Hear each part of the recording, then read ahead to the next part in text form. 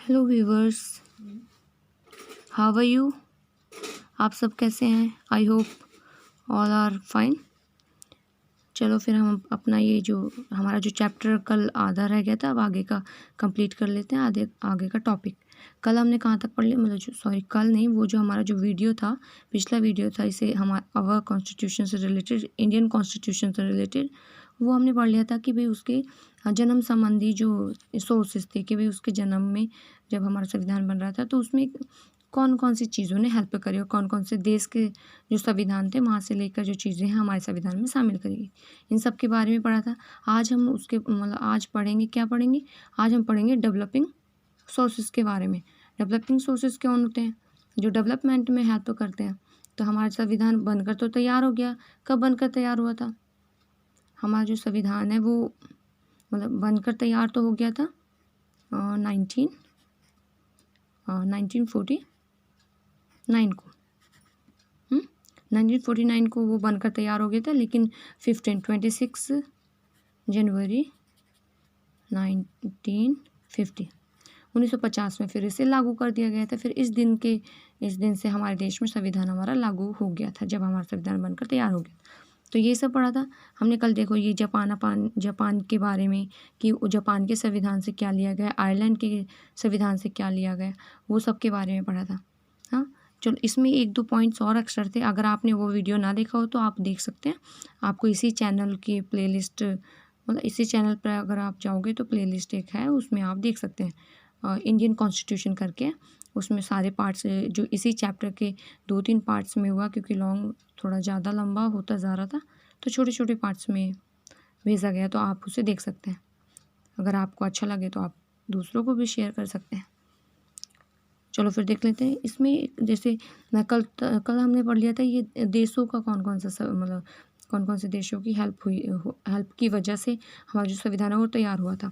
और इसमें थोड़ी कुछ ये चीज़ें भी थी। कौन सी चीज़ें थी कि ये कुछ रिपोर्ट्स वगैरह, जैसे रिपोर्ट्स वगैरह तैयार हुई, उन रिपोर्ट्स की हेल्प भी हमारे संविधान में ली गई थी। मतलब रिपोर्ट्स की मदद लेकर भी हमारे संविधान में कुछ चेंजेस कर उसे तैयार किया गया था। ठीक है, जैसे कि कौन कौन सी रिपोर्ट्स थी वो एक बार मेन देख रहे थे।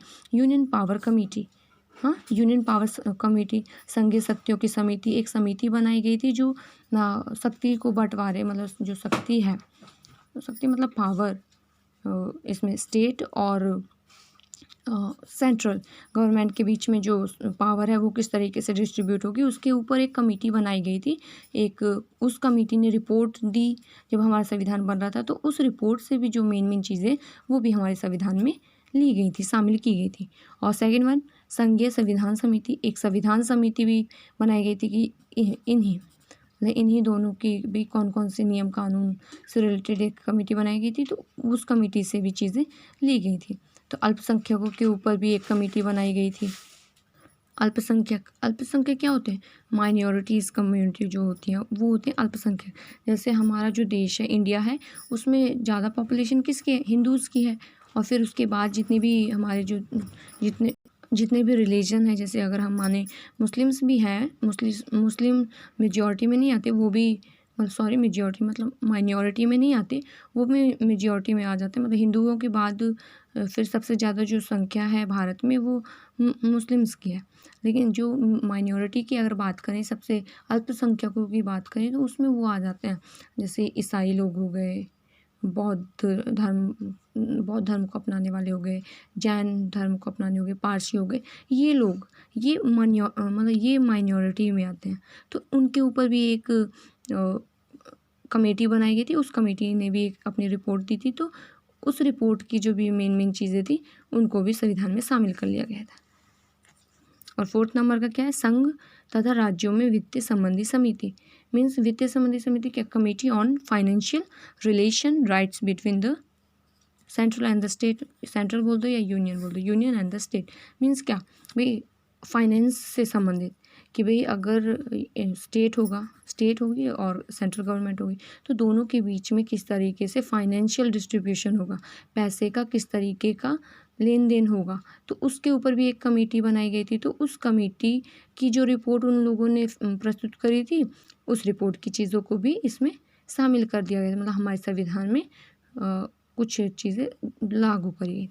तो और एक जैसे ये 5th वन की अगर बात करें, प्रांतीय संविधान संबंधी समिति means provincial constitution committee. Provincial क्या होते हैं? प्रोविंशियल मैंने पिछले वीडियो में भी थोड़ा सा बताया था।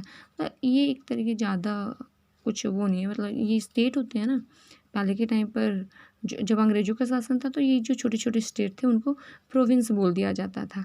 तो उनके संविधान मतलब उनकी कानून व्यवस्था या संवैधानिक जो व्यवस्था है वो किस तरीके की होगी, उसके ऊपर भी एक कमेटी बनाई गई थी। तो उस कमेटी ने भी रिपोर्ट दी थी। तो उन चीज़ों को भी हमारे संविधान में शामिल किया गया था। ठीक है, अगर हम एक अगर से अलग से पॉइंट ये करें, संविधान सभा के विवाद, debates of constituent assembly means क्या? जो कॉन्स्टिट्यूशन असेंबली बनाई गई थी, इतने सारे लोग थे, कितने सारे लोग थे? अगर आपने पिछले वीडियोस देखे होंगे, अगर ध्यान से उनको सुना होगा तो मतलब 2 वीडियोस बनाए तो दोनों में ही आपको बताया था कि कितने कितने मेंबर्स थे। टोटल कितने मेंबर थे? 389। टोटल कितने मेंबर थे? 389 मेंबर्स थे। उनमें से चलो टोटल 389 मेंबर्स थे, उसमें से 292 हिंदूज, मतलब उन स्टेट के लिए जो ब्रिटिश प्रोविंस थे उनके लिए डिक्लेयर करी गई थी इतनी सीटें, और 93 सीटें मुस्लिम्स प्रोविंस के लिए, जहाँ पे मुस्लिम्स सीट्स थी उनके लिए करी गई थी, और बाकी की जो थी वो छोटे छोटे कमिश्नर स्टेट्स हो गए या ऐसे छोटे छोटे उनमें बांटी गई थी। ठीक है, तो मीन्स क्या, इतने सारे मेंबर्स थे तो इन्होंने सभी ने जो जो चीज़ें इनको सही लगी वो अपने संविधान में जुड़वाने की कोशिश करी। लेकिन फिर बाद में कोई फैसला आया तो उस पर बात विवाद हुई, मतलब डिबेट्स हुई, बहुत सारी आपस में डिबेट्स हुई, भाई ये चीज़ सही है, इसको ऐसा होना चाहिए, या इसको इस तरीके से हमें लिखना चाहिए, आगे अगर इसमें बदलाव आए तो किस तरीके से बदलाव होंगे। तो ये सब जो बातें थी आपस में, इन लोगों की आपस में डिबेट्स हुई। तो डिबेट्स होने के बाद जो फैसला निकला, जो मेन मतलब जो उसका सॉल्यूशन निकला, वो सॉल्यूशंस ने भी हमारे संविधान के निर्माण में मदद करी थी। ठीक है, अभी चलो ये हो गया, अब आगे का देख लेते हैं। ये अब हम आते हैं सेकंड पार्ट से, हमारा मतलब मेन क्वेश्चन का सेकंड पार्ट क्या? Developing sources. Developing sources means which sources? Those help our constitution for development. जब वो उसके डेवलपमेंट में किस तरीके से किन किन चीज़ों ने हेल्प करी, किन किन मतलब ऐसी कौन कौन सी चीज़ें जो हेल्प करती हैं डेवलपमेंट में, तो वो होते हैं डेवलपिंग सोर्सेस। ठीक है, अभी वही देख लेते हैं। देखो फर्स्ट हमारा दे रखा है संसद द्वारा पास किए गए अधिनियम, acts passed by the parliament. देखो मेन चीज़ यही है, मतलब मेन चीज़ क्या, सारे पॉइंट्स जितने भी आएंगे वो भी सबका इक्वली, मतलब सबकी इक्वल इम्पोर्टेंस है। तो देख लेते हैं। Acts passed by the parliament means क्या, जितने भी एक्ट्स हैं, जितने भी अधिनियम हैं जो हमारी संसद है उसके द्वारा पास किए गए, उन्होंने क्या करा, हमारे संविधान के विकास में हेल्प करी। कैसे कैसे हेल्प करी मीन्स क्या, वही ना, एक्ट्स वगैरह कैसे पास करेंगे। जैसे मान लिया भाई कोई सब्जेक्ट है, मतलब किसी विषय पर क्या करें, किसी विषय पर कोई कानून बनाया सरकार ने, मीन्स संसद में कौन, ये हमारे अपर सदन, लोअर सदन, ये जो हैं ये इन्होंने जब ये आपस में करके जो कानून बनाते हैं, और इसमें हमारा प्रेसिडेंट भी शामिल होते हैं कानून बनाने की प्रक्रिया में। तो मान लीजिए चलो इन्होंने कोई एक्ट पास करा और उसे कानून बना दिया। तो जैसे जैसे मीन्स जब हमारा संविधान बनकर तैयार हो गया था उसके बाद नए नए एक्ट्स आए ना, नए नए चीज़ें आई, नए नए कानून पास करे संसद ने, वो उनसे क्या हुआ, उनसे संविधान का विकास हुआ ना, विकास ही हुआ ना। जैसे अगर हम बात करें, मान लीजिए भी हमारा जो ओरिजिनल कॉन्स्टिट्यूशन था उसमें हमारे ये मतलब माइनॉरिटी कम्युनिटी से लेकर कोई चीज़ शामिल की गई थी। ठीक है, और फिर बाद में सरकार ने क्या करा, बाद में सरकार और भी कानून लेकर आई, और भी कानून लेकर आई इन्हीं माइनॉरिटीज़ से लेकर, हम माइनॉरिटीज़ से रिलेटेड कानून लेकर आए, उन्होंने एक्ट पास करे ताकि इनकी स्थिति में कुछ अलग से बदलाव लाया जा सके। तो उससे क्या हुआ, ये कानून जो एक्ट्स हैं वो किसने पास करे, संसद ने। तो इन एक्ट्स का फिर विकास हुआ ना, वो एक्ट्स फिर इसमें जोड़े गए। फिर इससे क्या हुआ, जहाँ पहले 2 चीज़ें संविधान में शामिल थी, फिर अब उसी से रिलेटेड 4-5 चीज़ें शामिल हुई, तो विकास हुआ ना, बड़ा हुआ ना हमारा संविधान। तो इस तरीके से संसद द्वारा जितने भी कानून पास करे गए उनमें भी डेवलप, मतलब वो एक क्या थे, वो डेवलपिंग सोर्स के रूप में मतलब सामने आए। ये नेक्स्ट पेज में कुछ एक्ट्स दे रखे हैं जो संसद के द्वारा पास किए और जिन्होंने डेवलपमेंट, मतलब जिन्होंने हमारे कॉन्स्टिट्यूशन के डेवलपमेंट में हेल्प करी। तो इनमें से कुछ देख लेते हैं 1-2 जल्दी से, फिर नेक्स्ट पॉइंट पर चले जाएंगे। जैसे सबसे पहला ये निरोधक नज़रबंदी अधिनियम 1950, preventive detection act, preventive detention act 1950। ये क्या एक्ट होता है, ये वो एक्ट होता है कि भाई इस तरीके का कोई कानून बना देना जिसमें क्या होता है, मतलब जिसमें किसी को भी, मतलब जो हमारी मतलब पुलिस हो गई, हाँ, उनको इस तरीके की पावर दे देना कि भाई अगर पुलिस को किसी व्यक्ति पर किसी तरीके का कोई डाउट होता है कि भाई ये जो व्यक्ति है, ये जो इंसान है, ये जो पर्सन है, वो क्या कर सकता है, हमारी सिक्योरिटी के लिए खतरा बन सकता है, हाँ, हमारे देश के लिए कोई खतरा बन सकता है, या ये टेररिज्म एक्टिविटीज़ हैं इनमें इन्वॉल्व है, तो ये क्या कर सकते हैं जो पुलिस वाले, वो क्या करते हैं, उस व्यक्ति को उठाकर या उस पर्सन को उठाकर डायरेक्टली जेल में बंद कर लेते हैं, मतलब, और फिर यहाँ तक कि उसे मतलब इसके तहत अगर उन्हें इस कानून के तहत अगर पुलिस वाले उस व्यक्ति को क्या करते हैं, उस व्यक्ति को अगर हिरासत में ले लेते हैं तो उस व्यक्ति को किसी तरीके का कोई अधिकार वैसे नहीं रह जाता उसका, कि क्योंकि जैसे 24 घंटे का टाइम होता है कि मतलब कोई भी पुलिस अगर नॉर्मली केस की बात करें, भाई कोई केस हुआ तो मतलब वही अगर किसी व्यक्ति को पुलिस वालों ने अरेस्ट करा, हाँ, कोई केस हो गया, पुलिस वाले ने अरेस्ट करा, तो उसे पुलिस वालों को क्या होता है कि भाई 24 घंटे के अंदर अंदर उस व्यक्ति को कोर्ट के सामने प्रस्तुत करना होता है।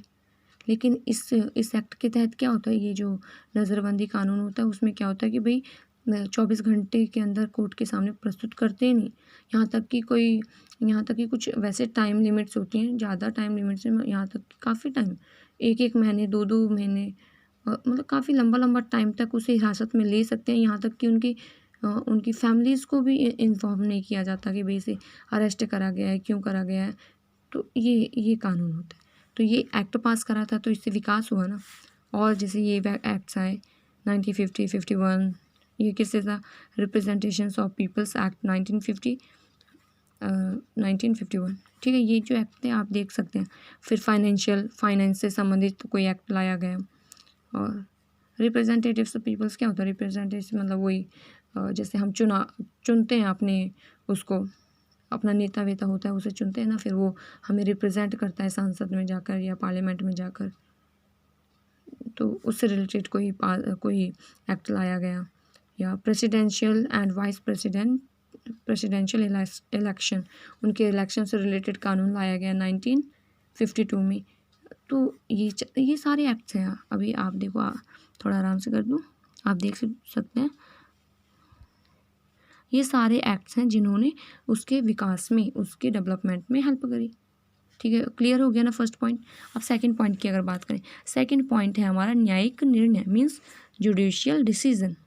जुडिशियल डिसीजन मीन्स क्या होते हैं कि जो हमारी कोर्ट्स होती हैं, या तो हम किसकी बात करें, या तो हम अपने सुप्रीम कोर्ट्स की बात करें, हाँ, सुप्रीम कोर्ट की बात करें या हाई कोर्ट की बात करें, ये हाई कोर्ट हो गए, डिस्ट्रिक्ट कोर्ट हो गए, ये जो कोर्ट्स हैं इनके द्वारा जो फैसले दिए जाते हैं वो भी वो फैसले जो हैं इन्होंने भी हमारे कॉन्स्टिट्यूशन के डेवलपमेंट में बहुत महत्वपूर्ण भूमिका निभाते हैं। कैसे, अभी देखो यहाँ पे कुछ केसेस वगैरह दे रखे हैं। कैसे, जैसे आप पहला ही केस देख सकते हैं, ये वाला जो दे रखा है, गोपालन वर्सेस स्टेट ऑफ मद्रास। गोपालन वर्सेस स्टेट ऑफ मद्रास, ये मतलब ये कौन थे, मतलब ये केस क्या था वो मैं आपको थोड़ा सा बता देती हूँ। इस केस में क्या था कि भाई गोपालन नाम के व्यक्ति थे, और ये क्या था, एक पार्टी थी, शायद कम्युनिस्ट पार्टी थी, तो कम्युनिस्ट पार्टी से ये रिलेटेड थे, तो ठीक है, उसके मेंबर्स थे। फिर इनको भी क्या करा गया था, इनको भी ये प्रिवेंटिव डिटेक्शन है जो एक्ट था उसके तहत इनको क्या गिरफ्तार कर लिया गया था। गिरफ्तार मतलब हिरासत में ले लिया और फिर बाद में इन्हें प्रस्तुत मतलब जाने भी नहीं दिया, इन्हें मतलब उन्हें अपनी हिरासत में रखा। फिर बाद में इन्होंने क्या करा था कि भाई बाद में अपने वकील से मिलकर इन्होंने एक केस फाइल करा। कहाँ पे केस फाइल करा? सुप्रीम कोर्ट में केस फाइल करा। और इन्होंने क्या कहा था कि भाई ये जो प्रिवेंटिव डिटेक्शन एक्ट है इसमें क्या करते हैं, भाई बिना कोई कारण बताए कि भाई क्यों गिरफ्तार करें, क्या बस शक के आधार पर, हाँ, अगर उनको किसी पर कोई डाउट होता तो वो उसे गिरफ्तार कर लेते और उसे अपने उसमें कब्जे क्या मतलब हिरासत में ले लेते और उसे फिर यहाँ तक कि उसे कोर्ट में भी प्रस्तुत होने का अधिकार नहीं और उसे अपना वकील रखकर भी वो करने का अधिकार नहीं। तो बाद में इन्होंने क्या करा, एक केस फाइल करा था सुप्रीम कोर्ट में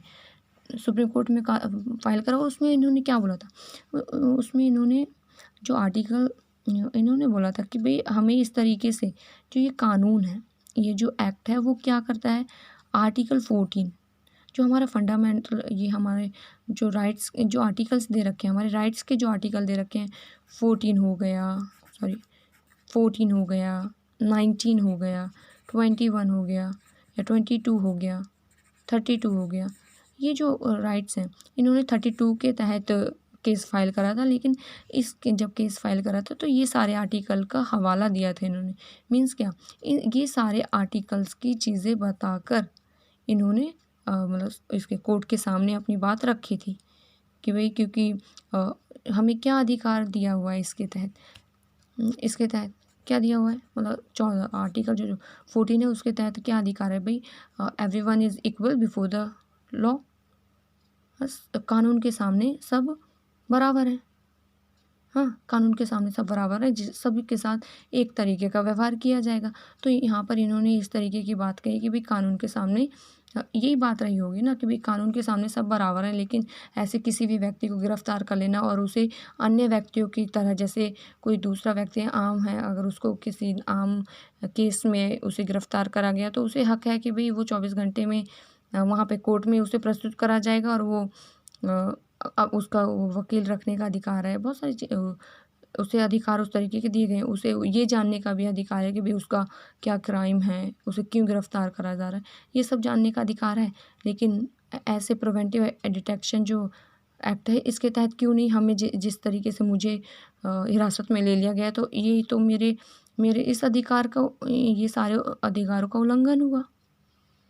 तो फिर इसमें क्या करा था, ये जो सुप्रीम कोर्ट थी, तो सुप्रीम कोर्ट ने एक फ़ैसला दिया था कि हाँ भाई इन्होंने ये बात थोड़ी मानी थी मीन्स क्या, इन्होंने कुछ क्या फ़ैसला दिया था वो देखो अभी मैं बताती हूँ। फिर इसमें जो सुप्रीम कोर्ट ने भी ये फ़ैसला दिया था कि भाई जो सेक्शन 14 है ये क्या है, इसको अनकॉन्स्टिट्यूशनल डिक्लेयर कर दिया था उन्होंने, ठीक है। फिर बाद में और केसेस आए, फिर बाद में उन्होंने उसी तरीके का जो मामला था, इस मामले की जांच करी। फिर बहुत सारे ऐसे मामले आते गए, मतलब बहुत सारे ऐसे केसेस हुए जिन्होंने हमारे संविधान के विकास में मदद करी। इसमें 1-2 और केसेस हैं, देखो ये गोपालनाथ स्टेट ऑफ पंजाब हो गया, ये 1973 में एक सर्वोच्च न्यायालय, मतलब एक ये तो गोपालाचार्य हो गया, एक और भारती नंदा केस करके, नंदा नहीं शायद भारती करके केस था, ये केस था। तो इस केस में क्या करा था, मतलब ये केस भी हमारी ये राइट से रिलेटेड था, फंडामेंटल राइट से रिलेटेड था।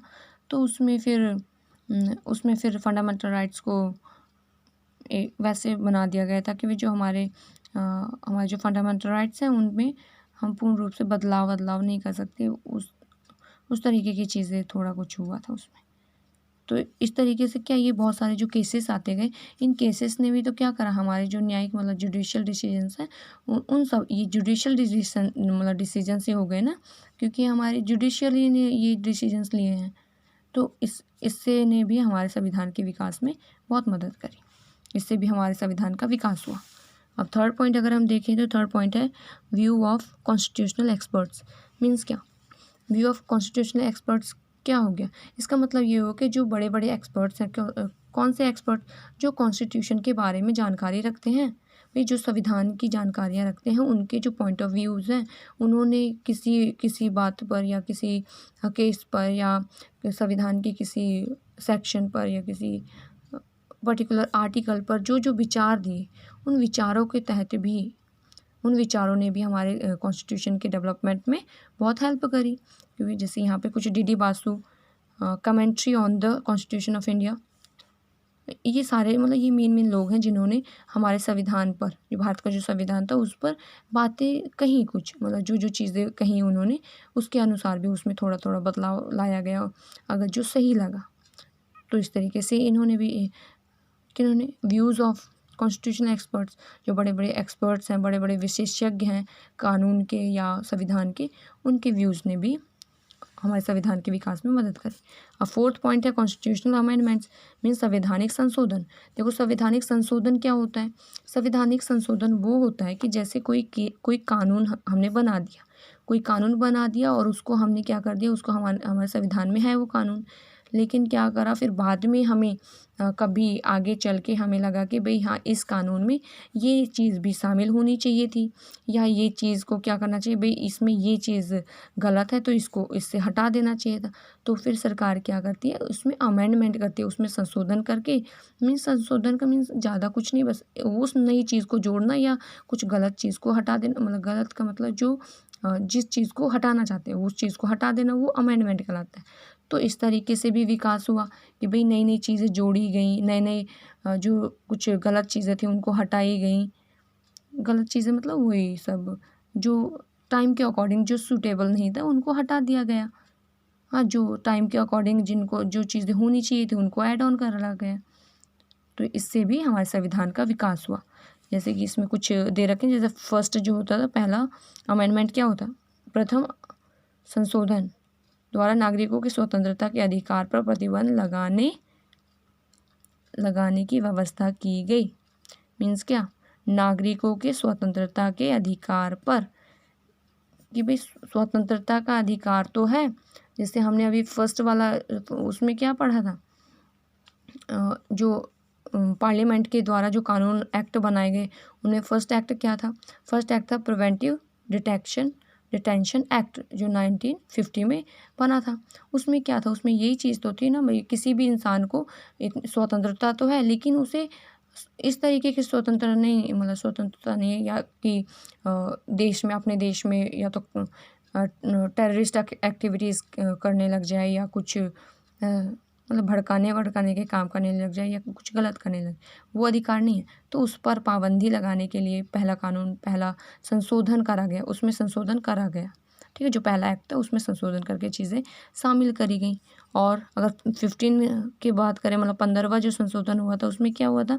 उच्च न्यायालयों के न्यायाधीशों की पदावधि 60 वर्ष से बढ़ाकर 62 वर्ष, मीन्स उनकी वो बढ़ा दिया गया था। अभी अब पहले जो भी सुप्रीम कोर्ट हो गए या हाई कोर्ट हो गए, इसमें सुप्रीम कोर्ट, यस, उच्च कोर्ट, वही उच्च कोर्ट मीन्स ये जो हमारे कोर्ट्स हैं उसमें जो वो हैं, जो ये जजेस हैं, उनकी जो आयु को बढ़ा दिया गया। पहले जहाँ 60 वर्ष तक वो रह सकते थे, अब वो 60 से अब क्या आगे वर्ष तक 62, दो वर्ष एक्स्ट्रा कर दिया गया।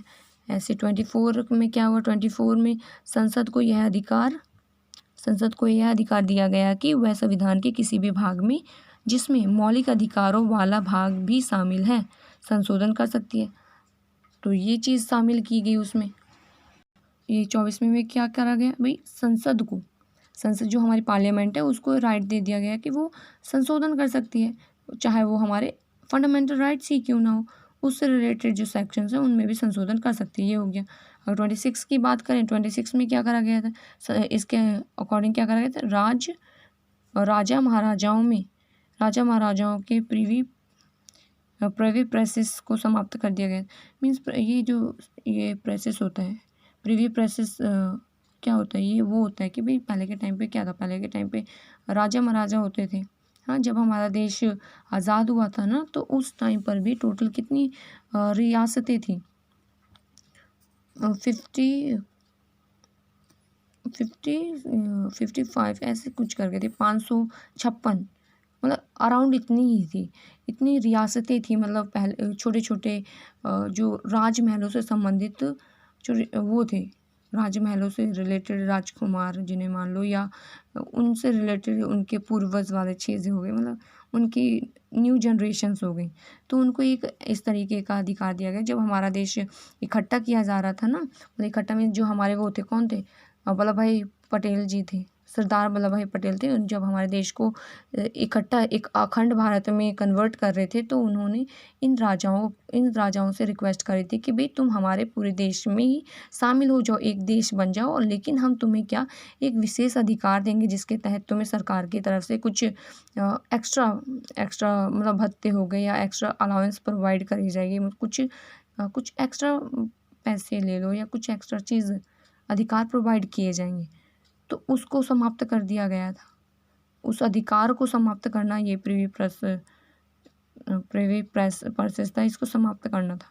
फिर ये ऐसी 42 अमेंडमेंट जो हुआ था, उसमें क्या करा गया था, जो प्रस्तावना है, प्रस्तावना में संशोधन करके भारत को प्रभुसत्ता संपन्न, समाजवादी, धर्मनिरपेक्ष, लोकतांत्रिक, ये जो वर्ड थे वो उसमें शामिल करे गए थे। Sovereign, socialist, secular, democratic, Republic, ये वर्ड उसमें संविधान मतलब जो हमारी प्रस्तावना है, प्रियम्बल है, उसमें ऐड ऑन कर दिए गए थे।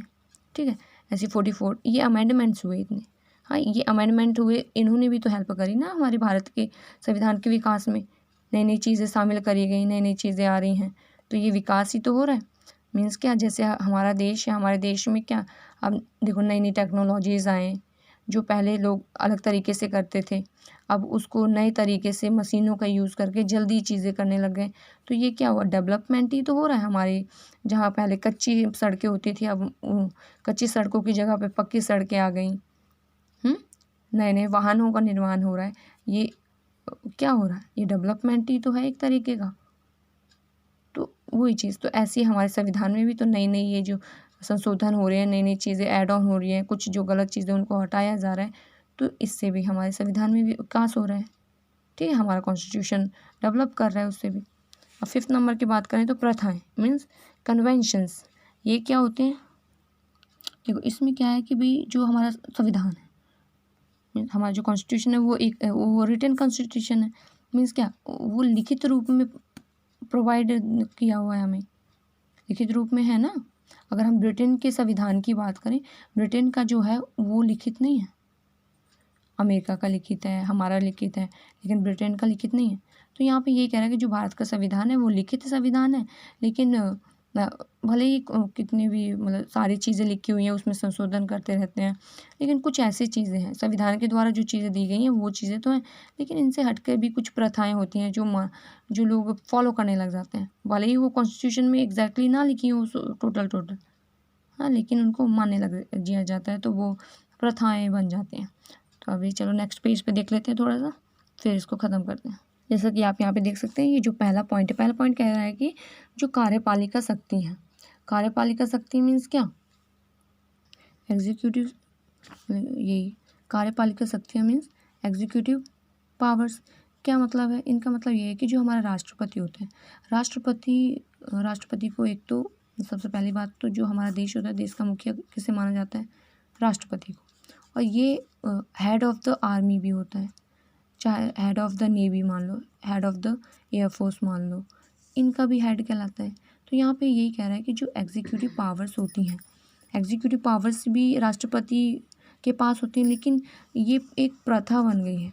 क्या प्रथा बन गई है कि भाई उसको अगर उन शक्तियों का यूज़ करना है, तो उन शक्तियों का यूज़ करने से पहले उसे क्या करना होता है, जो मंत्रिमंडल है, मंत्रिमंडल मीन्स क्या, मंत्रिमंडल ये जो मंत्रिमंडल में जो आ जाते हैं, जैसे हमारे प्रधानमंत्री हो गए, प्रधानमंत्री के द्वारा जो मंत्री वो करे गए हैं, हाँ, चुने गए हैं, उन जैसे हमारे गृह मंत्री हो गए, शिक्षा मंत्री हो गए, या विदेश मंत्री हो गए, हाँ, फॉरेन अफेयर्स मिनिस्टर, और ये सारे जो मिनिस्टर्स हो गए ना, तो इन मतलब उस मंत्रिमंडल की उन्हें सूचित करना होता है, हाँ, उससे परामर्श करके उनसे बातचीत करने के बाद ही वो अपनी जो पावर्स हैं उनका यूज़ करते हैं।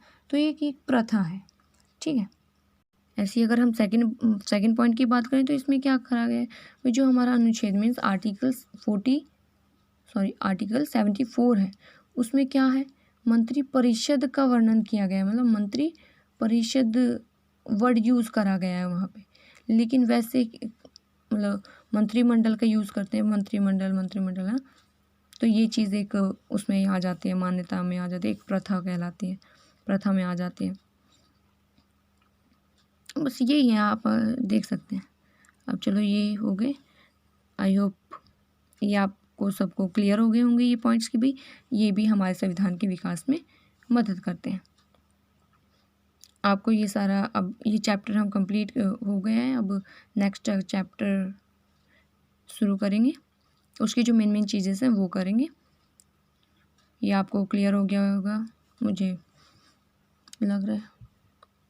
अगर पूरी तरीके से नहीं भी क्लियर हुआ होगा तो अब जितना अगर आपने सारे वीडियोस देखे हैं, मतलब इससे रिलेटेड, इसी चैप्टर से रिलेटेड अगर आपने सारे वीडियोस देख लिए हैं तो आप अब अगर आप पढ़ोगे तो वो सारी चीज़ें, एक एक चीज़ आपको क्लियर हो जाएगी पूरे चैप्टर की। तो चलो फिर इस वीडियो को यहीं पर एंड करते हैं। अगर आपको थोड़ा बहुत भी पसंद आया हो तो आप चैनल को सब्सक्राइब कर सकते हैं, वीडियो को शेयर कर सकते हैं ताकि और भी लोग देखें, उन्हें भी अच्छा लगे। Thank you so much for watching this. फिर मिलते हैं नेक्स्ट चैप्टर के नेक्स्ट वीडियो में। धन्यवाद।